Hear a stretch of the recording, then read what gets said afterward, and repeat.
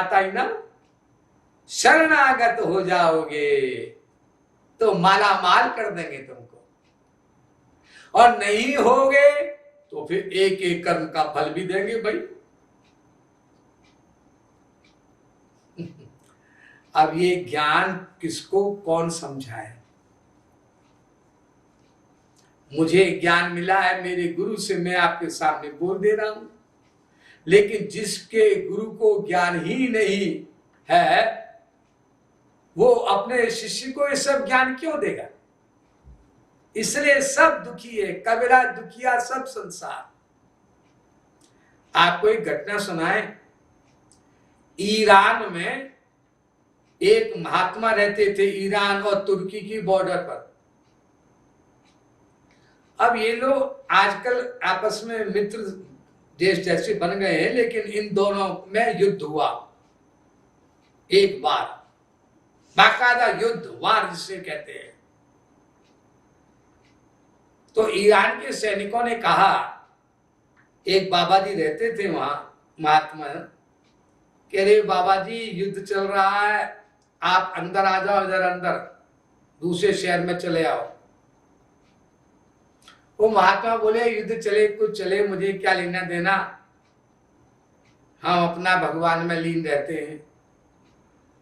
अब युद्ध में तो जने क्या क्या होता है सब आप जानते हैं, जान रहे होंगे। आज भी गाजा पट्टी में हो रहा है, यूक्रेन में हो रहा है।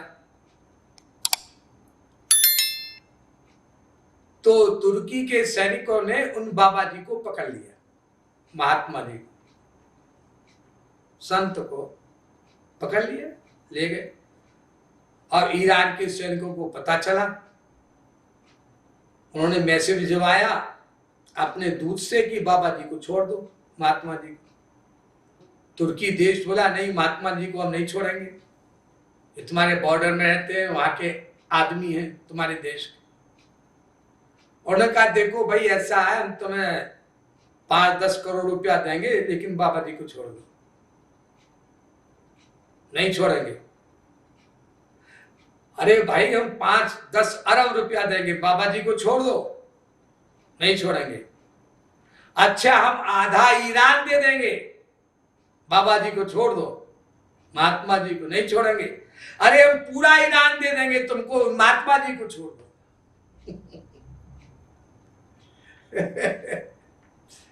अब तुर्की देश के प्राइम मिनिस्टर ने सोचा है ये पूरा ईरान दे रहा है एक महात्मा को छोड़ने पर, युद्ध तो हमारा थोड़ी सी जमीन को लेकर के हो रहा है और ये पूरा ईरान दे रहा है, ईरान का राजा।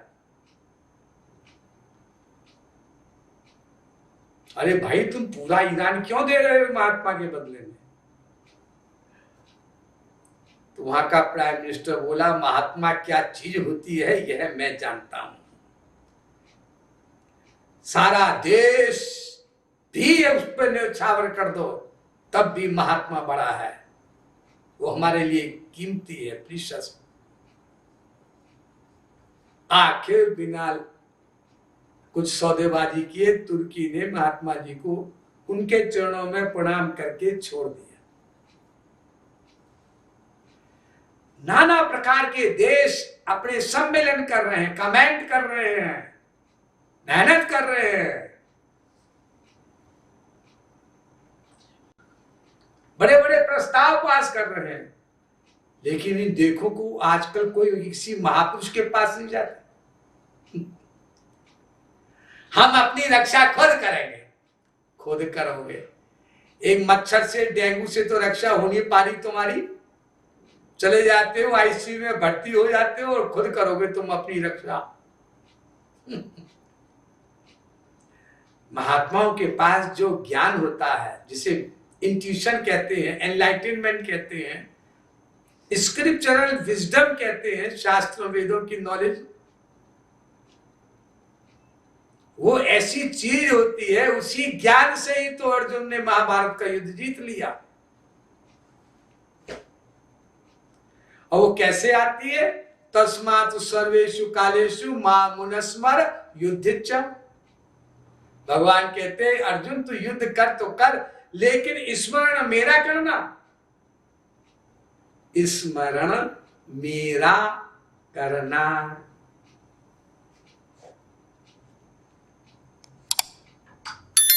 हमने एक आरती में लिखा है, अपने गुरुदेव की आरती में, कि रहवा को भय नहीं माया को, कलिहू की किंचित छाया को, और विधि निषेध भय हूं भजवाते, जे श्रुति वर्णित नर का या को, जेहि कृपालु निज कर तल लीजे, जय जय जगत गुरुतम की जय। आरती कृपालु हरि की जय, जय जय जगत गुरुतम की जय। भगवान कहते हैं भागवत पुराण में 11वें स्कंद में उद्धव से बहुत सुंदर श्लोक है।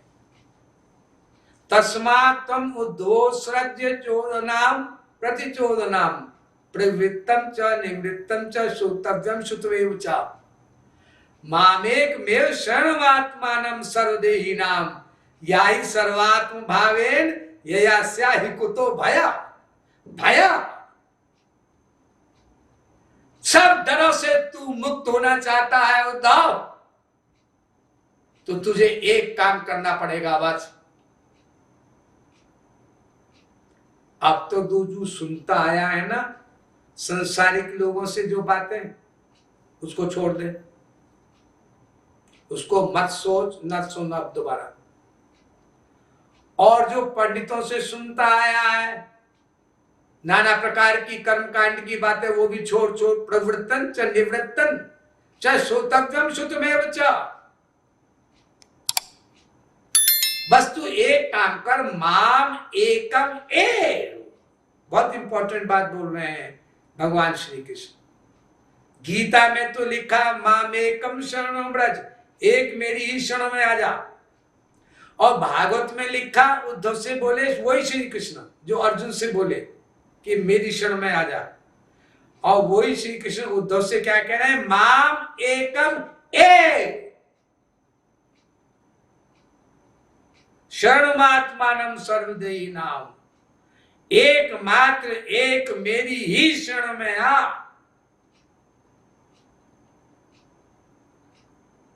तब तू सारे डर से, सारे भय से छुटकारा पा सकता है। मेरे अलावा तेने किसी का भी ध्यान किया, कभी भी किया, आ जाएंगे भय तेरे ऊपर।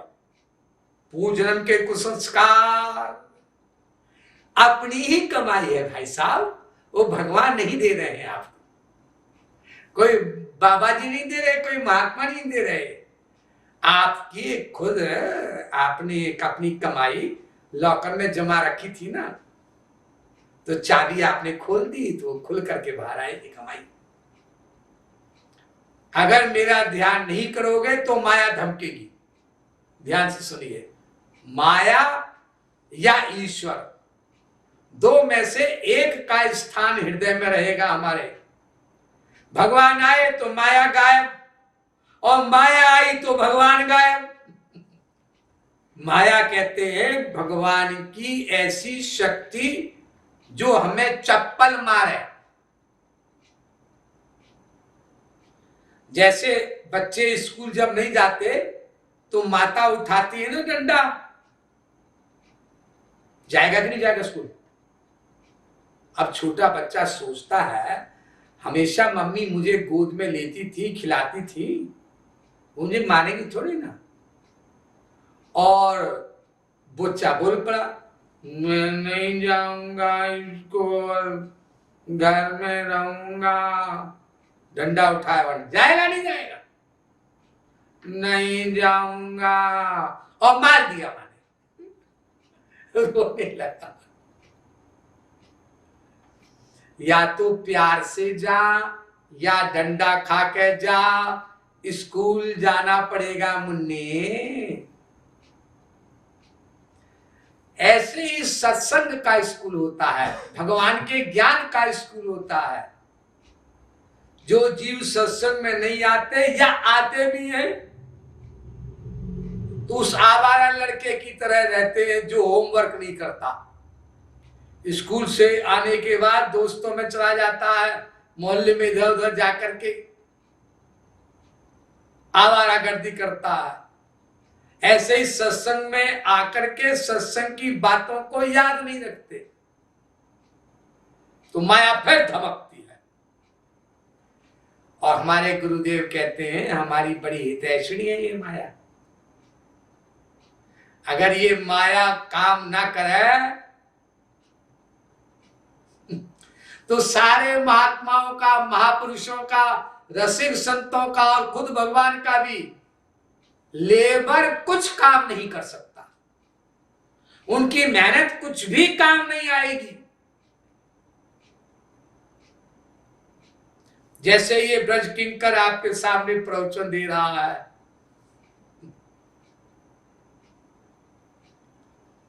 जब हम 9th में पढ़ते थे ऐसे ही कोई दिवाली के अवसर पर कोई कैलेंडर ले आया घर में, बता दूं, और उस कैलेंडर में लिखा था जैसी करनी वैसी भरनी।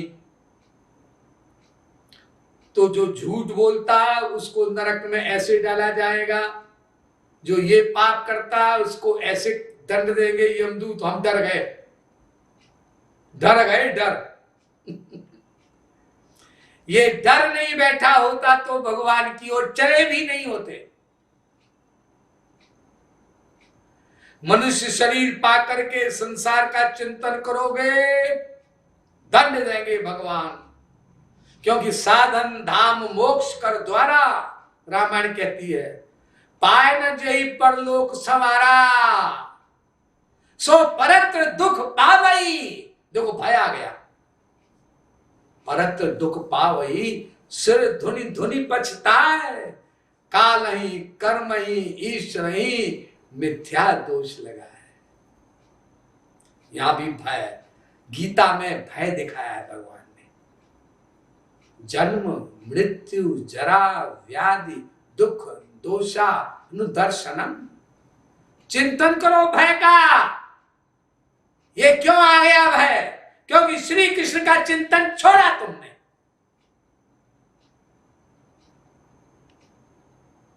अब श्री कृष्ण का चिंतन छोड़ोगे तो भय आएगा। भय क्यों आएगा?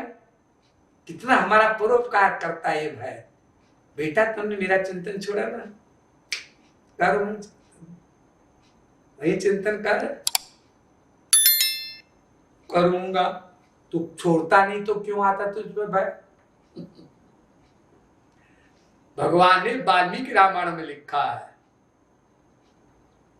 भगवान कहते हैं सक्रिदेव प्रपन्नाय तवास्मीति च याचते अभयम सर्वभूतेभ्यो ददामि तद्व्रतम मम। जो मुझसे कहता है आप ही मेरे हैं,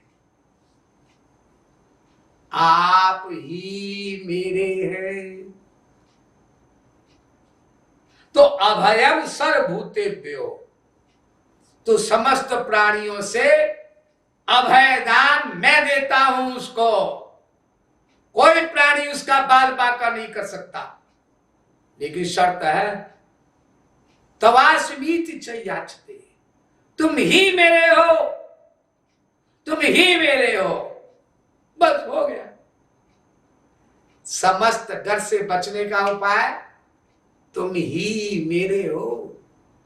इसको रात दिन सोचना, ऐसा नहीं कीर्तन में बैठे तो सोच लिया, आरती कर ली तो सोच लिया, कभी महाराज जी का प्रवचन सुन लिया टीवी में तो उस समय सोच लिया, और बाद में जब उठे तो वहीं झाड़ दिया। उठ के फिर अपने मनी राम के गुलाम बन करके आ गए। तब तुम्हारी रक्षा नहीं करेंगे हम। श्री कृष्ण तब रक्षा करते हैं इसलिए भगवान के भक्त से सब डरते हैं। भूत भी डरते हैं, प्रेत भी डरते हैं, देवी देवता भी डरते हैं, ब्रह्मा विष्णु शंकर भी डरते हैं, जो पूरे ब्रह्मांड के 3 लोक के जो वो हैं गवर्नर, और हमारे इष्ट देव की पार्टी का आदमी है। दूर से तो तुम्हारे ऊपर भय आ रहा है, तुम कहते हो मुझे भय है, इसका मतलब यह है कि तुमने श्री कृष्ण को यह नहीं जाना कि श्री कृष्ण सब भय समाप्त करते हैं।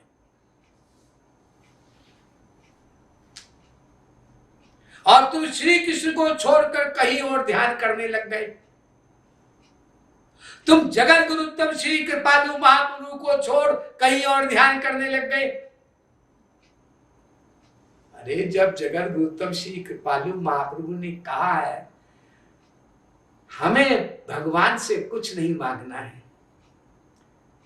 कोई छुरा लेकर के छाती पर रख दे, रिवॉल्वर लेकर के भी कनपट्टी पर तान के रख दे, तब भी श्री कृष्ण का ध्यान करना, सोचना हो मेरे प्रियतम प्रभु तुम्हें ऐसा हमारे साथ किसी दूसरे से करवाने में आनंद मिल रहा है मेरे प्रियतम। वाह, हम तो तुम्हारे सुख में सुखी हैं, चलो कनपट्टी में गोली और रक्षा करने आ जाएंगे भगवान तुरंत।